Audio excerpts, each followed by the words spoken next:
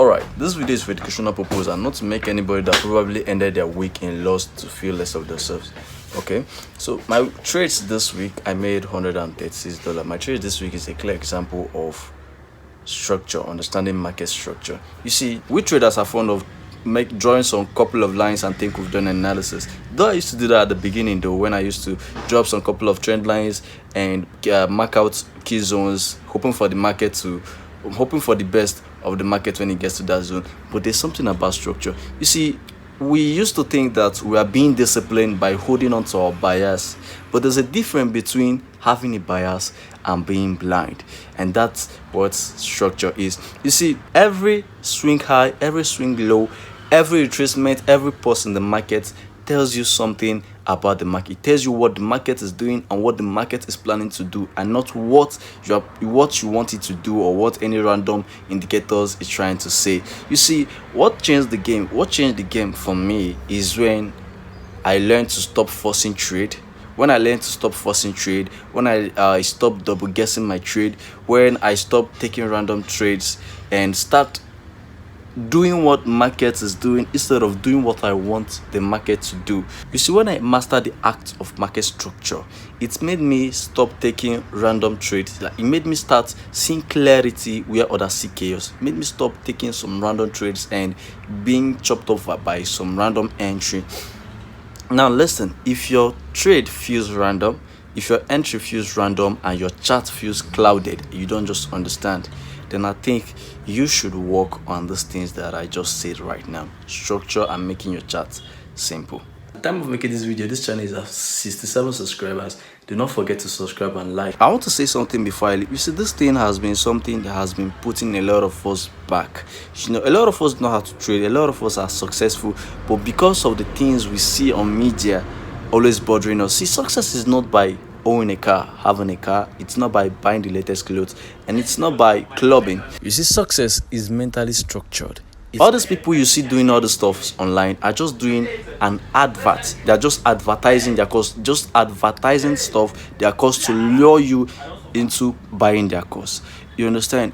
So I want you to refine that mindset. Even though I know most of us will say, no, these things doesn't disturb us, but be honest to yourself, be sincere to yourself. It always do affect you somehow when you're trading, when you remember that someone that started a few months ago is already doing things.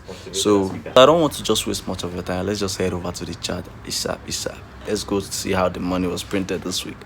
Alright, Euro USD is the first trade I took, and this is how it went. Euro USD on the daily time frame, after tapping into this demand zone, it quickly expanded to the upside, and you can clearly see that we are on an uptrend, because after the tap here we had a high, a low, a high, a low, a high, a low, a high, a low, and basically this market was just trending to the upper side, and the only thing we should be looking for is a buy. Now on the 4-hour time frame, remember on the daily time frame we are clearly on an upside, so all we should be looking for is to buy. Understand? After market made this high, we had a low and then a break of structure to the upside. After this break of structure occurred, market left us with two demand zone to buy from. We have the number 1 here and the number 2 here. I chose this one, and the reason why I chose this one is that I'm only concentrated on the zone that broke this level, and I'm only going for an intraday trade, not a trade that I want to swing. If I was looking for a swing trade,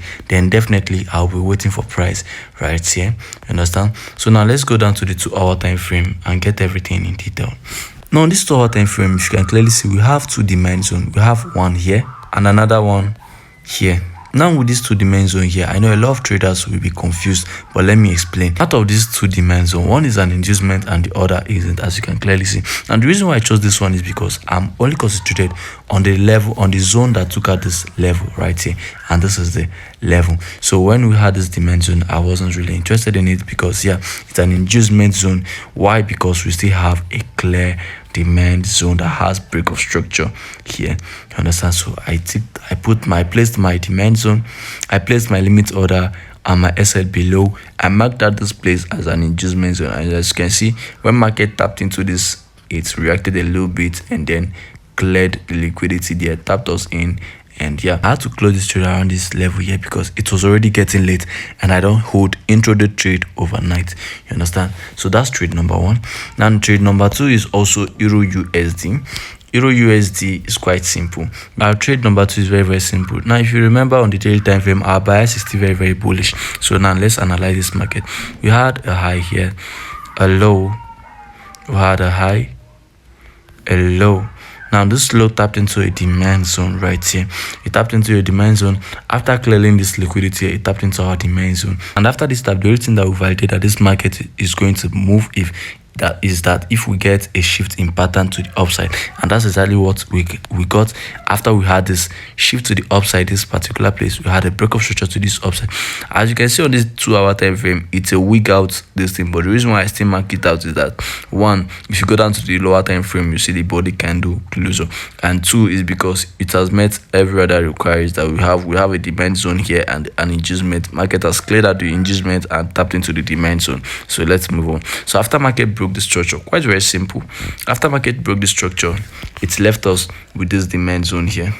Left us with this demand zone and the fair value gap, which is a nice opportunity to still go long and join this move before it actually moved. But trading from this 2-hour time frame was quite too big for my capital and what I could risk, so I went all the way down to the 30 minutes time frame. Now, on this 30 minutes time frame, where I refined down the zone, you guys can clearly see the demand zone and the break of structure to the upside. So I marked out this zone and placed my limit order, and as you can see, clean and clear. Market just tapped us in. Very simple. Nothing too complicated about these two trades, as you can see. As simple as ABCD. Just understand what the top down is telling you and you are good. That's the reason why I was talking about structure. Now let's go to trade 2. That is not Euro USD. I think it was on gold. Now let's go on gold.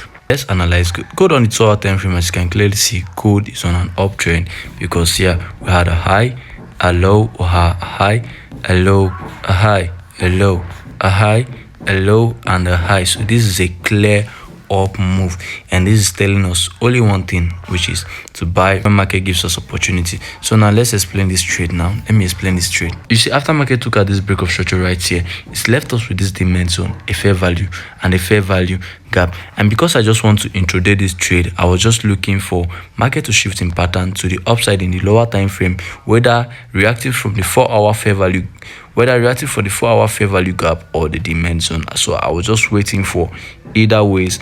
Either we get a reaction from the fair value gap or on the demand zone. So the reaction I was waiting on this 1-hour time frame was to see a movement like this, a market that is trending low, and then we get a shift in structure to the upside like this. You understand? So that's what I was looking for in this 1-hour time frame. And just like anticipated on the 1-hour time frame, you can see after we had this high here, market started declining, just meeting the fair value gap. We had a low here, a high, a low, a high.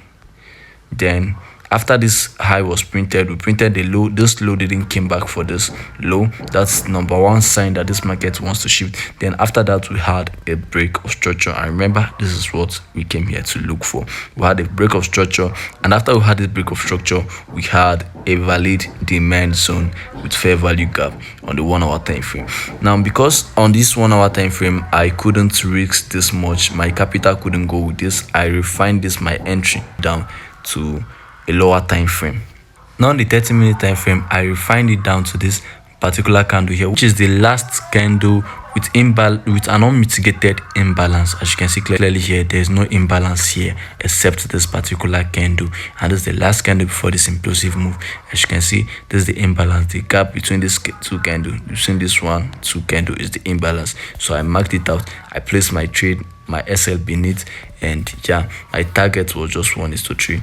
And market, I had to close the markets right here because it was also getting late and I don't hold intraday trades to the next day. And the main reason why, and the fundamental reason why I was very bullish on this was because of the rising tension between the Israel and Iran stuffs. So it also gave me confidence on this trade. So that's how I made this week trade. These are just the 2 trades I'm going to tell you about this week. I'm looking to buy this gold and I would share my analysis. That is, if you want me to drop a comment, I will share my analysis on how I'm planning to trade good this week. You understand?